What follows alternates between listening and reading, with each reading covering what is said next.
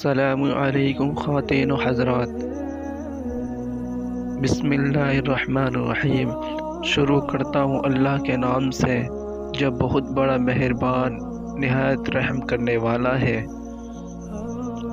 صحیح بخاری میں ہے کہ حضرت اسید بن حضیر رضی اللہ عنہ نے ایک مرتبہ رات کو سورہ بقرہ کی تلاوت شروع کی۔ ان کا گھوڑا جو ان کے پاس ہی بندھا ہوا تھا، اس نے اچھلنا، کودنا اور بدکنا شروع کر دیا۔ آپ رضی اللہ عنہ نے تلاوت چھوڑ دی، گھوڑا بھی سیدھا ہو گیا۔ آپ رضی اللہ عنہ نے پھر پڑھنا شروع کیا، گھوڑے نے پھر بدکنا شروع کیا۔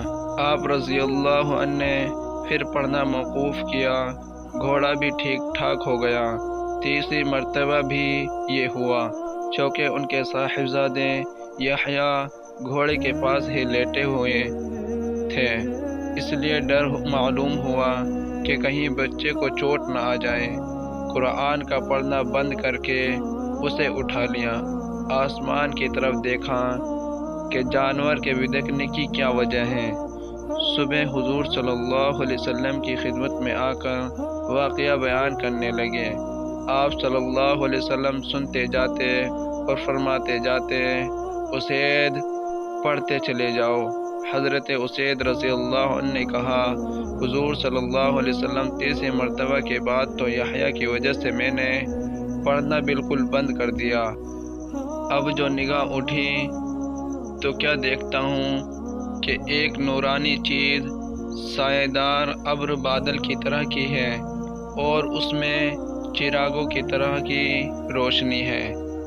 بس میرے دیکھتے ہی دیکھتے وہ اوپر کو اٹھ گئی۔ آپ صلی اللہ علیہ وسلم نے فرمایا، جانتے ہو یہ کیا چیز تھی؟ یہ فرشتے تھے جو تمہاری آواز کو سن کر قریب آ گئے تھے۔ اگر تم پڑھنا موقوف نہ کرتے تو صبح تک یوں ہی رہتے اور ہر شخص انہیں دیکھ لیتا، کسی سے نہ چھپتے۔ ایسے ہی ایمان افروز واقعے کے لیے ہمارے چینل کو ضرور سبسکرائب کر لیں۔ تو ملتے ہیں اگلی ویڈیو میں، تب تک کے لیے خدا حافظ۔